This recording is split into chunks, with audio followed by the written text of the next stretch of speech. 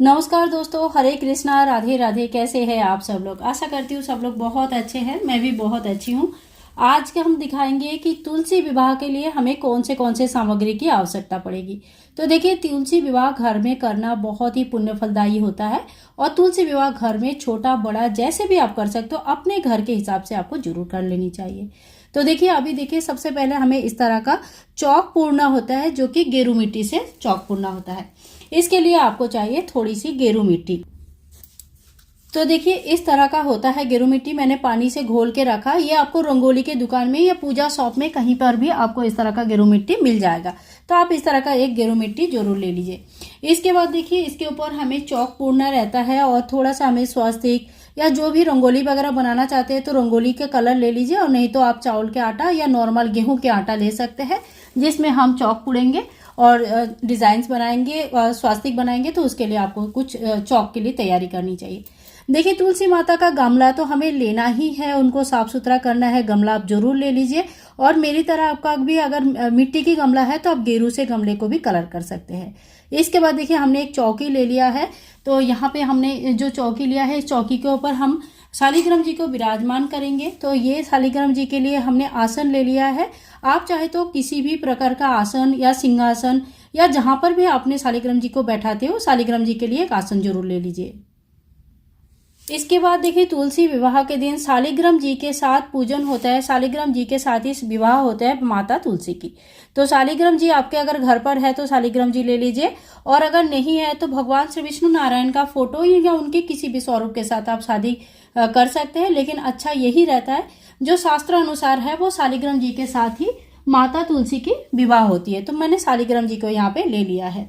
इसके बाद देखिए, मैंने कुछ वस्त्र वगैरह आपको जरूर लेनी है, जिसमें आपको वरमाला भी लेनी है। तो थोड़ा 2 माला आप जरूर ले लीजिए। एक माता तुलसी के लिए ले लीजिए, माता तुलसी को हमें माला चढ़ानी है, और एक माला आप सेम साइज का भी ले सकते हैं। मैंने छोटा सा हमारे शालिग्राम जी के साइज के हिसाब से एक छोटा सा माला बनाया है, वरमाला, जो कि शादी के समय हमें ये 2 माला का आवश्यकता पड़ेगी। इसके बाद देखिए, शादी है तो शादी के लिए शादी का जोड़ा तो आपको जरूर लेनी चाहिए। इसमें तुलसी माता का चुनरी होना चाहिए। तुलसी माता के लिए कोई साड़ी लहंगा अगर आप बनाया है तो साड़ी या लहंगा होना चाहिए। और माता को 2 चुनरी उड़ाया जाता है, एक शादी के समय और एक गठबंधन के लिए। गठबंधन के लिए पीला कपड़ा, लाल कपड़ा आप जरूर ले लीजिए। ये कैमरे में थोड़ा सा पिंक दिख रहा है, लेकिन ये एकदम रेड कलर की है। तो आप भगवान के लिए इस तरह का जो शादी का जोड़ा है वो शादी का जोड़ा ले लीजिए। बहुत ही इंपॉर्टेंट होता है शादी का जोड़ा लेना। इसके बाद देखिए, भगवान गणेश जी की पूजा के बिना तो कोई शादी ब्याह कंप्लीट हो ही नहीं सकता। तो भगवान गणेश जी को आप जरूर ले लीजिए। अगर गणेश जी नहीं है तो आप किसी भी जो सुपारी होता है वो सुपारी में कलावा लपेट के आप सुपारी का भी गणेश जी बना सकते हैं। तो देखिए, यहाँ पे मैंने गणेश जी ले लिया है और गणेश जी की पूजन करेंगे। तो अभी बस मैंने आपको सामग्री दिखा रही हूँ।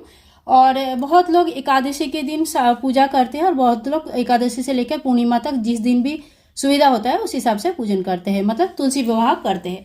तो अगर आप एकादशी के दिन पूजन कर रहे हैं तो आप गेहूं ले लीजिए, चावल की व्यवहार नहीं होती है। और अगर आप दूसरे दिन किसी दिन विवाह कर रहे हैं तो आप चावल का व्यवहार कर सकते हैं, चावल यूज कर सकते हैं। तो देखिए, मैंने यहाँ पे तुलसी विवाह अगर एकादशी के दिन कर रहे हैं तो मैंने गेहूं ले लिया है, ठीक है। इसके बाद देखिए, माता को 16 श्रृंगार चढ़ाया जाता है, ठीक है। 16 श्रृंगार आप जरूर चढ़ाए, और इसमें आपको सिंदूर दान के लिए सिंदूर भी जरूर लेनी चाहिए। तो देखिए, यहाँ पे मैंने सिंदूर ले लिया है। और भगवान को सिंदूर पहनाने के लिए जब शादी का पहला सिंदूर पहनते हैं तो आप चांदी का भी कॉइन ले सकते हैं, नहीं तो इसे नॉर्मल जो 1 रुपये का या 2 रुपये का सिक्का होता है वो भी आप ले सकते हैं। तो ये हमारा 16 श्रृंगार हो गया, जो हम तुलसी माता को चढ़ाएंगे, 16 श्रृंगार की सामग्री। इसके बाद देखिए, तुलसी माता का जिस दिन विवाह है, अगर आप एकादशी के दिन कर रहे हैं या किसी दिन भी कर रहे हैं, आप इस दिन 365 बाती का दीपदान जरूर करें। 365 बाती का दीप कैसे बनाते हैं इसकी वीडियो चैनल पर ऑलरेडी आ चुकी है, और आप देख सकते हैं, वीडियो बहुत अच्छी है। तो आप 365 बाती के दीपदान करें, बहुत ही पुण्य फलदायी होता है, बहुत अच्छा माना जाता है। तो आप एक दीपदान कम से कम 365 बाती का जरूर कर ले। इसके बाद देखिए, और हमें नॉर्मल जो घी का एक दीपक प्रज्वलित करनी होती है, तो एक घी का दीपक हम सबसे पहले प्रज्वलित करेंगे, जिससे हमारी शादी शुरुआत होगी।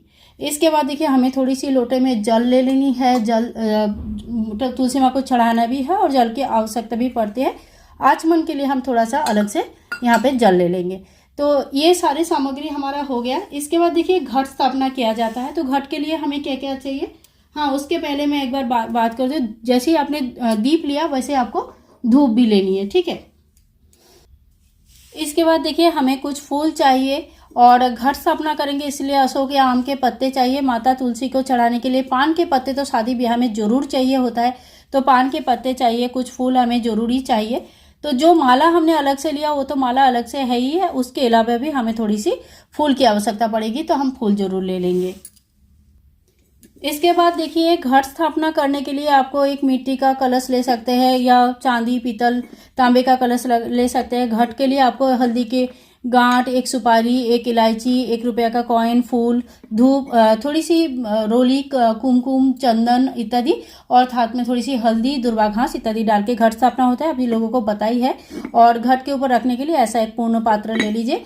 जो धातु का घट बना होगा पूर्ण पात्र भी उसी धातु के बने होना चाहिए। तो जैसे ये मेरी मिट्टी का है तो ये भी मेरे मिट्टी का होगा, और जो अगर ये मेरे पीतल का है तो ये ऊपर वाला पात्र भी पीतल का ही होना चाहिए, और चांदी का है तो दोनों चांदी की होनी चाहिए।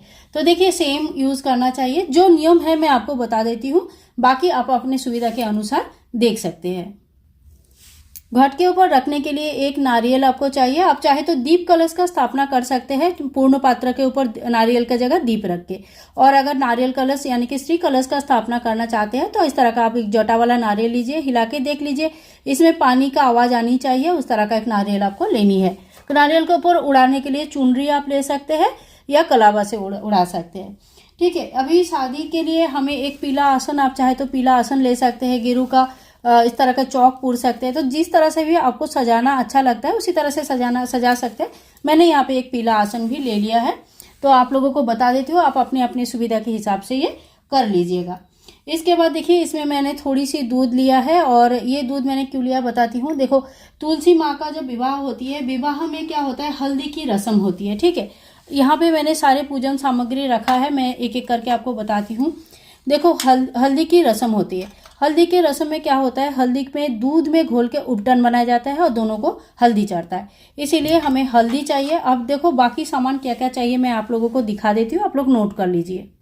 तो यहाँ पे देखिए क्या क्या है। सबसे पहले देखिए यहाँ पे कुमकुम है, जिसको रोली कहते हैं। यहाँ पे चंदन मैंने घोल के तैयार करके रखा है, तो यहाँ पे चंदन है, यहाँ पे हल्दी है। और एकादशी के दिन चावल नहीं चढ़ता है, तो यहाँ पे देखिए तिल ले लिया मैंने, ठीक है, सफ़ेद तिल लेनी है। फिर वस्त्र स्वरूप कलावा हमें चढ़ानी है, तो कलावा ले लीजिए। अब 2 जनेऊ आप ले लीजिए, एक भगवान विष्णु जी के लिए यानी कि शालिग्राम जी के लिए, और एक पीला जनेऊ ले लीजिए भगवान गणेश जी के लिए। शादी ब्याह है तो इत्र तो जरूर चाहिए होता है, इत्र आप जरूर लेके आइए। और शादी में सारे सामान नया ही चढ़ाया जाता है, अगर आपके पास इतना आप कर सकते हैं तो आप नया लेके आइए, नहीं तो जो भी पूजा में यूज़ होता है वो सारी यूज़ कर सकते हैं। तो देखिए अपनी अपनी स्थिति के अनुसार आप डिसीजन ले लीजिए। इस समय देखिए आंवले का भोग चढ़ाया जाता है, तो आप 5 फल का भोग चढ़ा सकते हैं या एक ही फल 5 चढ़ा सकते हैं, जैसे आपकी स्थिति हो। तो आप चाहे तो एप्पल ले लीजिए, केला ले लीजिए थोड़ा सा। और इस समय जो खास होता है ना वो है सिंघाड़ा के भोग। तो देखिए यहाँ पे हमारे यहाँ तो ऐसे ही काले सिंघाड़ा मिलते हैं, तो मेनली जो है ना मम्मी के इधर तो बहुत ही अच्छा ग्रीन सिंघाड़ा मिलते हैं, तो वो ग्रीन वाले मिल जाएगा तो बहुत ही अच्छा है। मुझे देहरादून में ऐसे ही काले वाले मिले तो मैंने यही लेके आई हूँ। और जो भी जैसा भी कलर का मिलता है सिंघाड़ा आपको जरूर चढ़ानी चाहिए। और इसके बाद देखिए पंचमेवा का भोग चढ़ाया जाता है, तो पंचमेवा ले लीजिए। मिठाई इस दिन जरूर चढ़ाया जाता है, तो घर पर मिठाई बना रहे, खीर जो भी बना रहे पकवान, वो सभी चीज़ें शादी में लगता है। थोड़ी सी दक्षिणा आप ले लीजिए, और आरती करने के लिए कपूर रख लीजिए। भगवान श्री विष्णु जी नारायण को चढ़ाने के लिए एक पीला कपड़ा अलग से ले लीजिए। और देखिए दान के लिए कुछ सामग्री आपको अलग से लेना है, ये आप अपने अपने सामर्थ्य के हिसाब से ले लीजिए, इसलिए मैंने यहाँ पे नहीं दिखाया। चाहे तो आप देखो साड़ी ले सकते हैं, धोती पैंट शर्ट पीस इत्यादि, जो भी दान की सामग्री है वो सारी सामग्री आप ले सकते हैं, और किसी ब्राह्मण को आप दान कर सकते हैं। इसके बाद देखिए आपको लास्ट में कथा पढ़नी होती है, तो जो कार्तिक महात्म्य के बुक आता है इसी में तुलसी विवाह का पद्धति और तुलसी विवाह का कथा वगैरह इसी में दिया रहता है। तो आप चाहे तो कार्तिक महात्म्य का इस तरह का एक बुक ले सकते हैं, और अगर आपके पास है तो बहुत बढ़िया है, अगर अपने कार्तिक महात्म्य पढ़ के रखा है तो बहुत ही अच्छा है, तो आप यहाँ से कार्तिक महात्म्य का बुक से पढ़ाई कर सकते हैं। हल्दी के गांठ जब लेंगे तो ध्यान कर लेना कि 2 गांठ आपको कम से कम लेनी चाहिए, क्योंकि एक गठबंधन के लिए चाहिए होगा और एक हमें जो स्थापना करेंगे ना कलश की, तब हमें चाहिए होगा। तो हल्दी के गांठ आपको 2 चाहिए, सिक्का भी आपको 2 चाहिए, कलश के लिए चाहिए, एक सिंदूरदान जब होता है उस समय के लिए चाहिए होगा। तो दोस्तों ये वो सारे सामग्री है। इसके अलावा देखिए, अगर आप बनाना चाहते हैं मंडप, तो मंडप के लिए आपको इस तरह का गन्ना चाहिए। देखिए, अगर आपके पास बहुत बड़ा जगह है तो आप 4 गन्ना लेके आइए और चारों गन्ने से आप बहुत बढ़िया मंडप बना सकते, बड़ा सा मंडप बना सकते। मेरे पास इतनी जगह नहीं होता है तो मैंने छोटे साइज़ का, इतनी साइज़ का कट कर लिया है, 2 फीट के से थोड़ा बड़ा है, तो इतना साइज़ का मैंने कट कर लिया है और इसी से मंडप बना लूँगी।